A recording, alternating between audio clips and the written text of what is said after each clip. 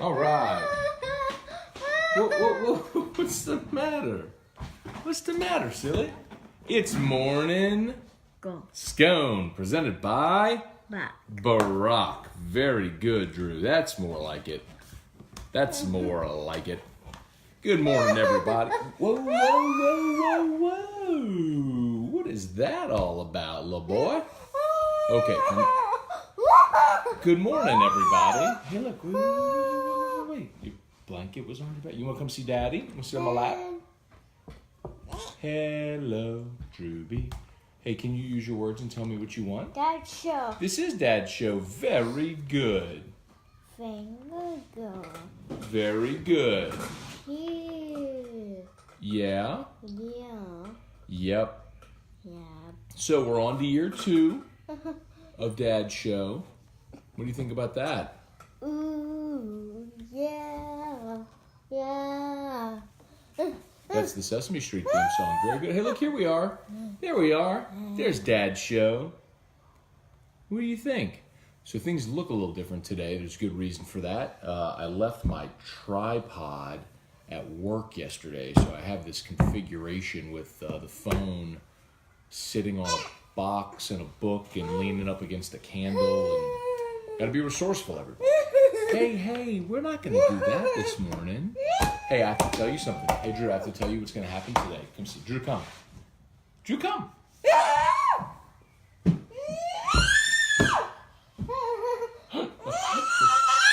Okay, listen. Shh. Oh, don't hit Daddy. Oh, do not hit Daddy. Okay, shh. Okay. Robert. You want Robert? I thought you wanted to measure fast. Okay, listen. We're going to do Dad's show. Okay, listen. And after Dad's show, okay, Mimi is going to come over. Okay?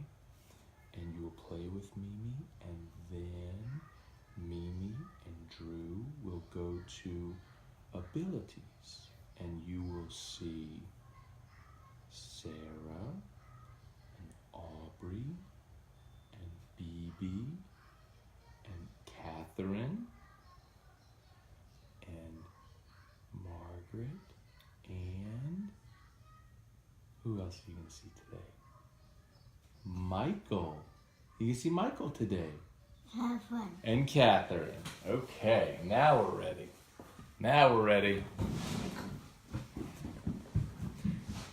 Good morning, everybody. Sorry about that, but if you've been here for any length of time, you understand.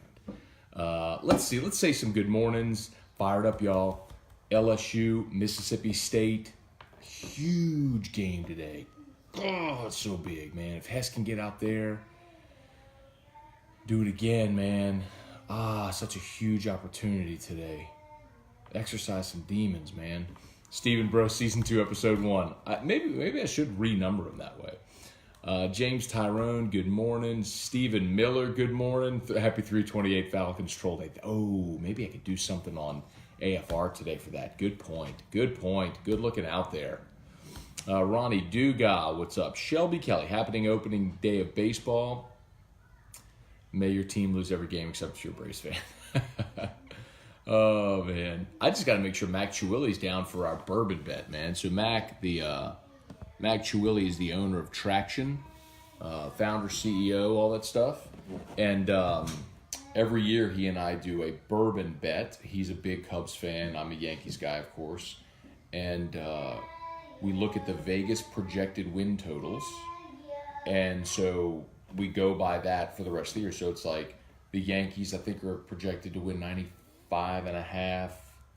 And the Cubs are at like 88.5 maybe. So basically, he gets 7 games. He gets the Cubs +7. I'm the Yankees -7 this year. So it's a season-long bet. At the end of the season, whichever team wins, the loser has to give the winner an expensive bottle of bourbon. So I'll very much look forward to that. It was, man, like the first few years, the first 2 or 3 years we did it, he crushed me. It sucked. And then the last 2, the Yankees have won. So it's actually been nice getting someone else to buy me my booze. It's good. All right, let's see. LSU Mississippi State baseball, LSU basketball got to DC yesterday, so we talk a little bit about that as well. Man, I keep having these. I tell you what, man. Maybe I have done like sports radio, sports media, whatever, for a long time, and I know how this goes. Like I know. Like, you typically start off a game week, right, thinking that your team has no chance. And then you start to analyze the matchup, and like this happens every year with Alabama in football. Every year. You start the 2 weeks, oh, well, so you can lose to Alabama again. And so you just go through the off week, blah, blah. You get to game week, and it's like, well, here we go. And then you start delving into the matchup, and then fans convince themselves, well, I think, or they were vulnerable against this team, and whoa, but, Arkansas scored 30 against Bama, and that, you know what I mean? It's like, this Bama team isn't the great Bama team of old. Their defense has been vulnerable. Jalen's got a hurt ankle, so what if Tua isn't? You know what I mean? And you convince yourself that you're going to win, and then you show up the game and you get shut out in your own state. It kind of feels like that a little bit for this basketball game, because I have convinced myself over the past, like in talking to a lot of the Michigan State media that I have, with whom I have spoken, that. Sorry, I'm fixing this. It's bothering me that the candle isn't part of the shot. There we go. That's better.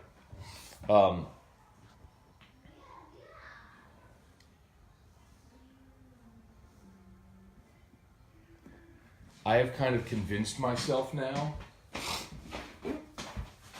that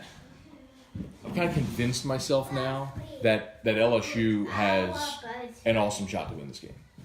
They're a 6-point dog in Vegas, but the fact that Tom Izzo just won't play any zone. I mean, I've watched this LSU team physically.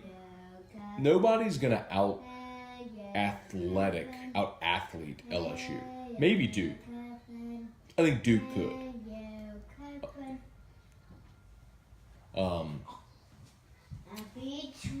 But I don't think Michigan State is. I don't think Michigan State's 6'9" forward in their 6-man rotation is going to out-athlete LSU with Cavell and Nas and Tremont and Skyler. And oh, by the way, if you bring Javante off the bench and he's a pterodactyl who can score double digits, you know what I mean? It's like I'm starting to feel good about it.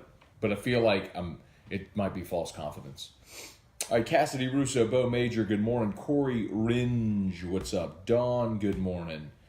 Let's see, Alvino, good morning. Alvino, keep it up, man. Pulling for. I'm mentioning it every day, Alvino. I'll be pulling for you, man. Alvino's on his way to losing 80 pounds. So we want updates. Stay on it. We want updates.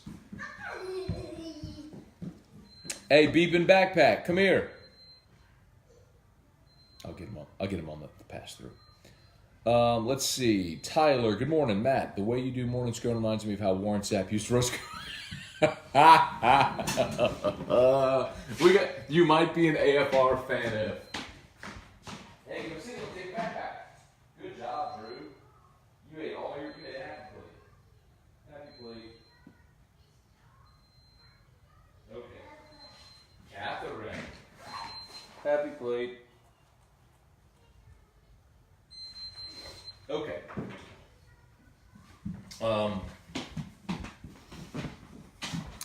So yesterday on AFR, Ogeron compared. Y'all probably saw it. Ogeron did a faint comparison of Stingley to Reggie Bush, and so we talked about how he oftentimes makes comps of players to guys he coached, and it feels in many instances just like a reminder that I coached so and so.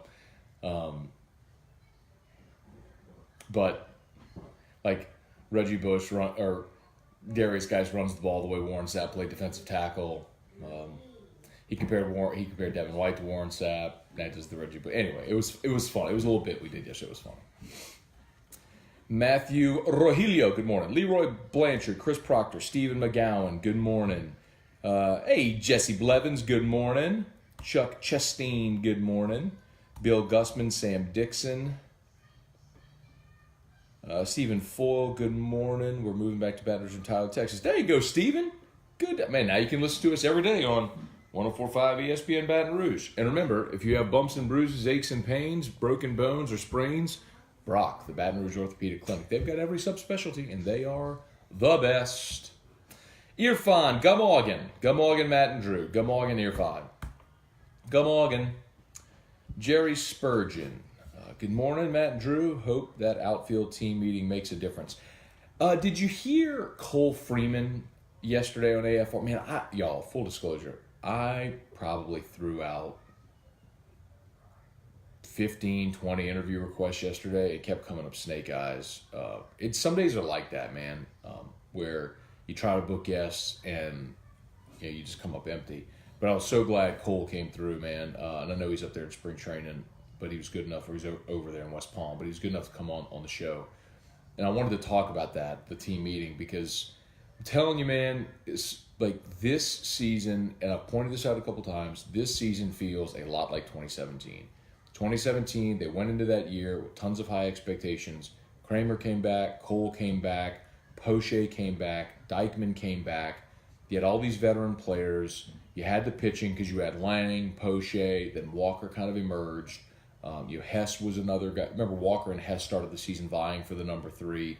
So kind of like you look at the talented freshmen this year that were trying to work their way into the rotation. That team was super talented, and they stumbled out the gates, and they lost like 7 midweek games that year. They lost twice to Tulane, twice to UNO. They lost to McNeese. They lost to South Alabama. The offense did 0 on the road against Florida. They did 0 against Kentucky. They lost a home series to A&M where they had the rubber match won on Sunday, and Caleb Gilbert came in to close it, and he gave up a homer, and A&M took the lead in the top of the 9th on like a 3-run yak. And people were freaking out. And they did something similar. They did a team meeting after that South Alabama game, and they turned it on. They swept Alabama, took 2 or 3 from South Carolina. They swept Auburn, swept Mississippi State, won the SEC tournament, went to regional, super regional. I mean, they got on a roll. It feels early to have that type of urgency, but you can tell, man, this team came in preseason number 1 in the country and was probably feeling itself, and it got off to a really good start. Now, the pitching didn't, obviously, but they were batting .350 as a team, through the first 2-3 weeks, and then they went to Texas and got humbled, and it kind of, I think, distorted them a little bit, and they've struggled to find who they are, but I think they needed that early, But they swept Kentucky, which they had to remember. In 2017, LSU's first SEC series that year, Georgia at home was awful, and they swept Georgia. And then they went on the road and they lost a tough series to Florida where they didn't hit the ball.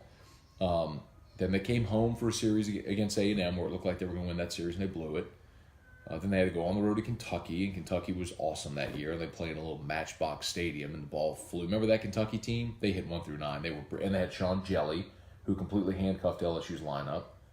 I'm telling you, man, it feels a lot like that. And you just had to weather that flurry of punches because you knew the break in your schedule was going to come, and if you were focused, you were going to have your opportunity to make a run. This team will too. Jamarcus Fitzpatrick. What's up, Jamarcus? Good to see you, man. Starting the podcast this week. Jamarcus, send me a link, man. I'm dead serious. I'll listen to it, and I'll give you feedback on it. Jamarcus Fitzpatrick was a student at the Louisiana Association of Broadcasters student workshop a couple of Saturdays ago in New Orleans. Bright futures up at the Louisiana College in central Louisiana, Pineville. Y'all be on the lookout for him. Let's see. Everett email. David Childers, what's up? Hey, Cheryl, good morning. Everett, I watched episode 1 of the Breakfast Scone. Forgot about Terrio's suspension. Was that episode 1? Honestly, Everett. So I think it was Eric Hart yesterday on here who suggested, hey, in honor of 1 year, go back and republish episode 1. So I did. We called it Breakfast Scone. I don't even remember what the impetus was to change it to Morning Scone. But if you missed it, yesterday was 1 year of Morning Scone, every day for a year. So I watched like the first minute or two, and I was like, I can't watch this. I can't sit there and watch myself talk to a camera. This format's way better. Anyway, Chad Chenevert, Sean Pumphrey, good morning. Dale Broussard, good morning. Jared Clark Honeycutt, good morning. Sam Dixon, Sparty gets busted in the chops Friday night. There's a chance, man. I mean, I've seen LSU athletically go toe-to-toe with Kentucky, with Tennessee, and those are teams that some people are picking to win it all. They got the athletes to do it. Come Morgan.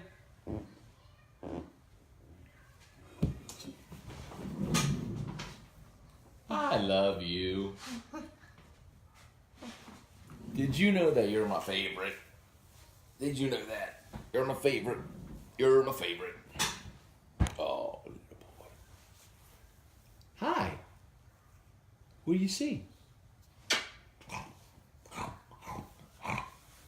Hey, can I tell you something? I have to tell you something. Wait, I have to tell you something. Shh.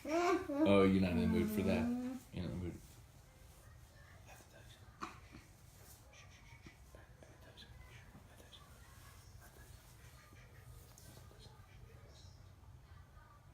something.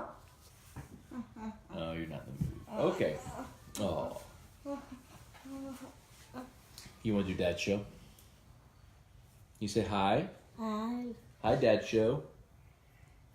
Clap hands for Dad Show comes home. Inside. Inside. You are inside. Clap hands for Mimi. Mimi comes home. Mimi takes Drew to abilities alone. Who?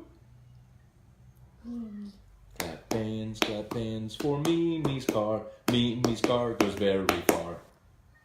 Baby. Baby? Clap hands for baby comes home. Miss Sarah. Miss Sarah? You are going to see Miss Sarah today at Abilities. Catherine. You are going to see Catherine today at Abilities. Okay. Brian Ashcraft, we just put up a 0 on a pitcher versus a pitcher. We just faced it at a 6 ERA. You feel confident versus Mississippi State. So the context of your question is not exactly... Okay, let me put it to you this way, Brian. If LSU football plays Northwestern State and they have 110 yards of offense and 10 points at the half, do they stink, or are they just kind of disinterested? You know what I mean? Like, haven't we seen those before? I get your point, man. I do. I get it. I do. And I would have loved to have seen them come out there with a completely different attitude and go bludgeon that team, because they're good enough to. There's no question. But my opinion is, and I felt this way a long time about LSU baseball offensively, is that they give away too many outs, is that they're too free swinging. I would almost rather every hitter take at least strike one, see pitches, make guys work deep into counts. You just grind out at bats. That's how you chase pitchers out of game. That's how you elevate pitch counts.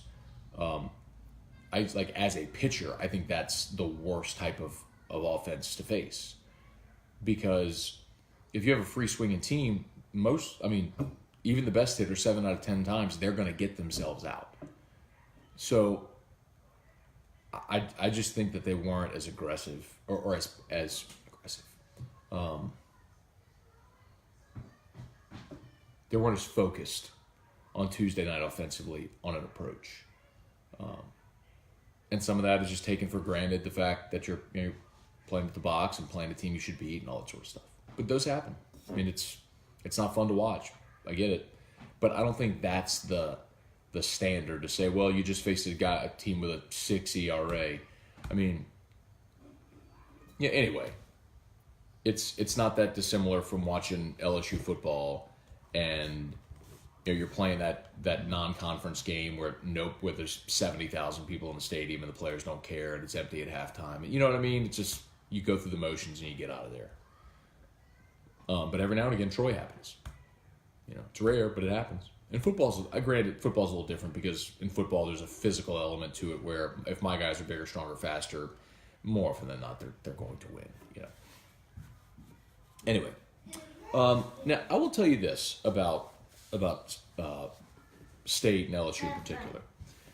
There is, Catherine, you are going to see Catherine today. There is something to be said for, hi. There is something to be said for Mommy's car. For one team sort of owning another team. And LSU has, over the past, since Paul Maneri has been in Baton Rouge, LSU has owned the Mississippi State series. I think sometimes we forget about that, but Maneri went from 2007, his first year, to 2015, and they won every series against Mississippi State. They lost the 2016 series, but then in 2017, LSU went to Starkville and swept Andy's team, if you remember, in the final weekend of the regular season. And then LSU won the series in Baton Rouge last year as well. So, and LSU beat State in the first round of the SEC tournament last year. So LSU has won 10 of the last 11 games against Mississippi State. They've won 10 of 11 games, and they've won 12 of the last 13 series against Mississippi State. So this is a series where LSU, you talk about kind of elevating your game, where LSU has just kind of been able to do that against this team. They elevate their game against State, and they've just been better. It's odd, but it's similar against Arkansas. Like LSU has owned the Arkansas series. The flip side of it is Florida's been LSU's bugaboo. They've had a really tough time beating Florida in a 3-game series. Anyway, so now Ethan Small goes tonight for Mississippi State. He's a lefty. You'd probably recognize the name. He's really good. I mean, he's got a sub-2 ERA. He's got like 58 strikeouts and 8 walks on the year, in 36 innings. He's really good. I mean, he's an ace, but you faced an ace the last 2 weekends, and, you won both those games. So why not do it again? You just need Hess to go out there and be a dude. I mean, the challenging thing, obviously, is with Mississippi State is that right now they're the best offense in the SEC. So, let's see if Hess can go out there and be Hess again. Last week you faced Georgia on the road, and Georgia was the 4th best. Georgia was batting 296 as a team. I mean, they were the 4th best, batting average in the SEC. So let's see. Eric Ingeman, hey Eric, good morning, man. Clayton Wolf, Sean Berthelot, good morning. Berthelot, yeah. Damon Rando, good morning from North Carolina. Let's do 7 more minutes, y'all. I got to bounce at 8. Also today, by the way, shout out to Brock, Baton Rouge Orthopedic Clinic. They're tagged in this post. If you would like their page, huge help on Bluebonnet inside the Surgical Specialty Center. You walk into Surgical Specialty Center, you're looking straight at Brock. I mean, just first floor straight ahead. You can't miss it. What was I going to tell you? Oh, I'm hosting a Chuck Oliver show today based out of Atlanta on Southern Sports Today. So affiliated, 40 some odd affiliates all throughout the Southeast. So that'll be fun. A little college football talk from 11 to 1 Central Time. If you're in the Eastern Time Zone, if you're in Atlanta or that area, you can catch it on Southern Sports Today.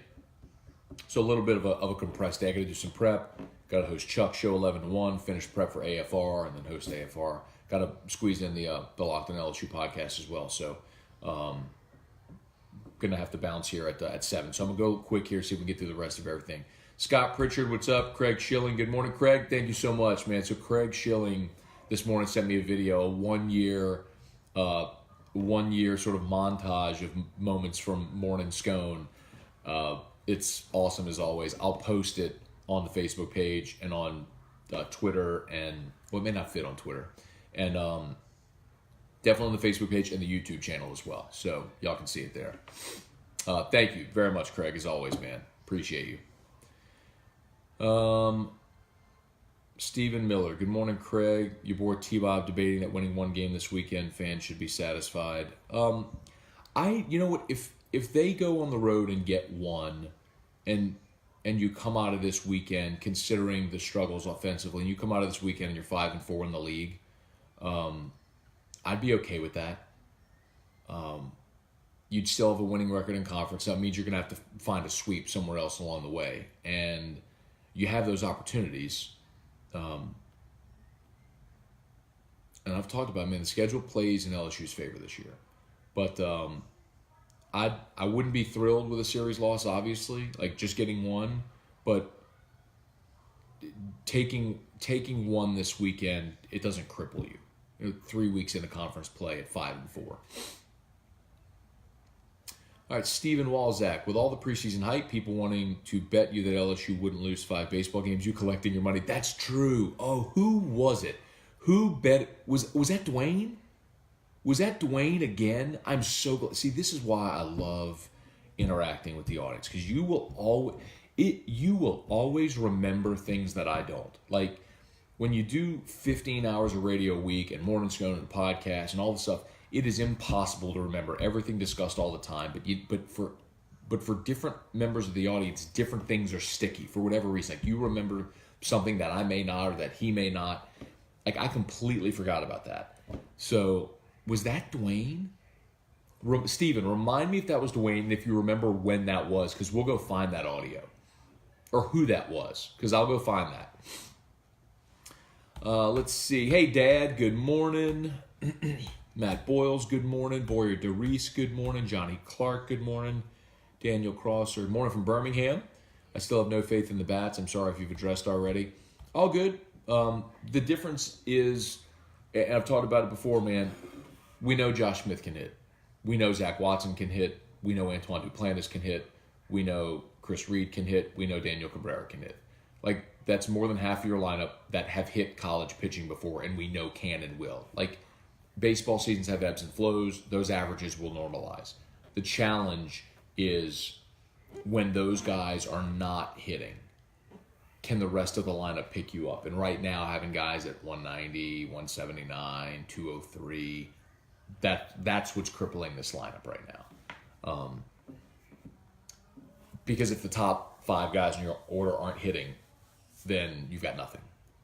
So, you know, I think Garza catches tonight, and I like Garza against Ethan Small, who's a lefty, so you get the lefty-righty matchup.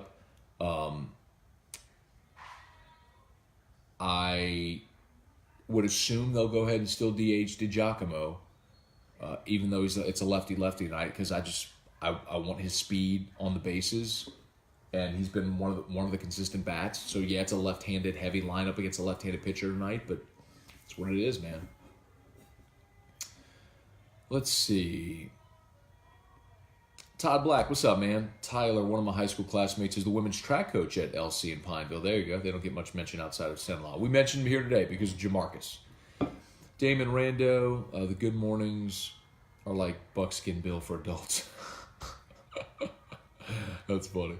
Matthew Shelley, good morning late because I was listening to UNO's coach on OTB. Great viewpoint. Was it Schless, the basketball coach?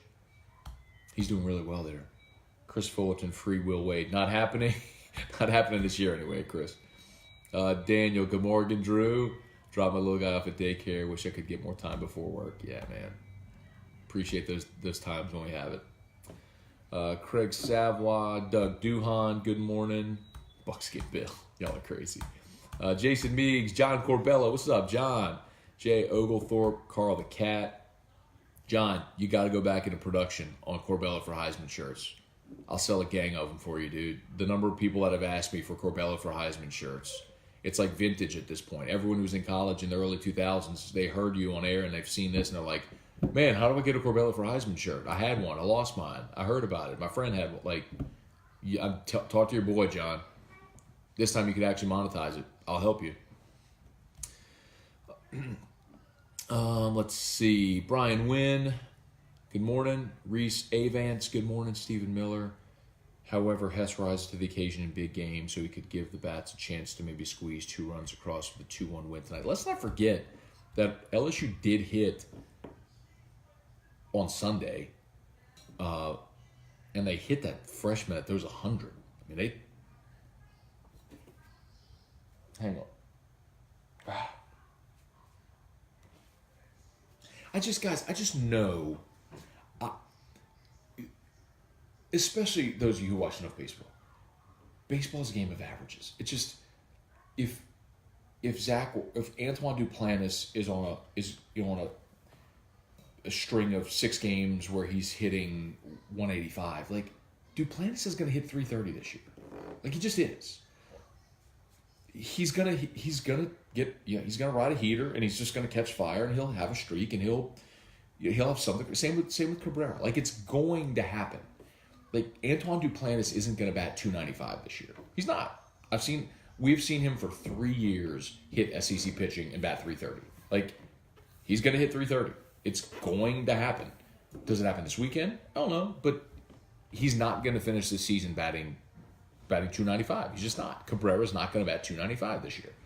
So, patience. I hope it happens this weekend. It'd be great if it did. Andrew, really tough when the leadoff gets to third with no outs. The best part of the lineup can't get him in. True. Steve Freelou, good morning from D.C. Tigers are in my town. Just got my tickets. There you go, Steve. Enjoy, man. I'm jealous. NCAA tournament's a lot of fun, man. It's when your team's in it, you get to go. I've been fortunate enough not to see LSU, not to go watch LSU in person in an NCAA tournament game, but I've been to enough of them. New Orleans, been to Final Fours, in New Orleans, Final Four in Atlanta in 07. It's a lot of fun, man. Let's see. What's tougher is when Zach Watson was at the plate that inning. He swings early in the count, puts and pulls the ball and gets unproductive out. Selfish. I agree with that. I agree with that completely. They are right now a pull happy team, and I don't like that. You've got to be able to hit the ball to all fields, and they have the guys that can do it. But it's clear they are a pull happy team right now, and they don't have to be, but they are. The guys that aren't, there's 2 in the lineup that are not, and it's Josh Smith and Chris Reed, and both of them are guys that if you know anything about them, they kind of don't. They don't give, they don't. So they're just going to go do what they do. And so if they're being told pull, like we're looking for inside pitches to pull, and what ends up happening with like Watson is you get an outside pitch and you pull it, or Saul Garza, it's an outside pitch and he pulls it, or Beloso hitting into a shift. It's like, no, go the other way. You can do it. But Smith and Reed are the only 2 that they'll go up there with a more disciplined approach, looking to hit to all fields. I mean, Josh Smith's homer the other day against Georgia was opposite field. I mean, he hit that in the left center power alley, Anyway, C-Mac, what's up, man? Tootie Revere, Tony Romano. John Cunningham, what's up? The king of college football, Chuck. Yes, indeed, Craig. Mark Landry, Tyler McGee, what's up? Can you like my page, Logical Decorum? Send me an invite, Tyler. What's it about? Send me a page invite. Irfan, was it concerning Garza let as many balls pass him as he did? Yes. Garza has a better arm. That's clear.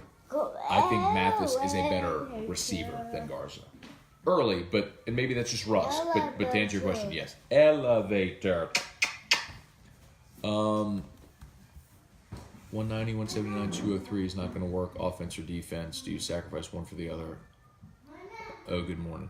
PK Smith, you're right. But I don't think it's one of those things where those guys are in the game for their defense. Those guys are in the game because you don't have better options. Like, when Gavin Dugas comes back, you can try him at second, but I don't want Drew Bianco in there because he's a strikeout machine and he's not as good a defender. It's different if, Andrew Stevenson is playing center as a true freshman batting 190, but you can sacrifice the bat because 1 through 8 are mashing the baseball like they did in 2013, and you have that great defensive glove out there. This is different. You don't have any options. Before Garza came back, you didn't have an option but put Mathis behind the plate. Zizi's house. Zizi, you've never even been to Zizi's house. Oh. Okay. Roro's house. Now, you've been to Roro's house. Okay. Shelly Malonson, what's up, dude? Charlie Cavell, Brandon Ray, good morning. Let's see. Any more? Johnny Bones called out Stipe, I guess, to go fight a heavyweight bout?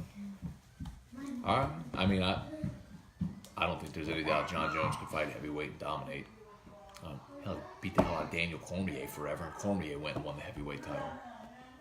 John Jones could beat any fighter in the UFC. He's pound for pound the greatest fighter ever, and he's a head case, and he's not a good person, but he's awesome.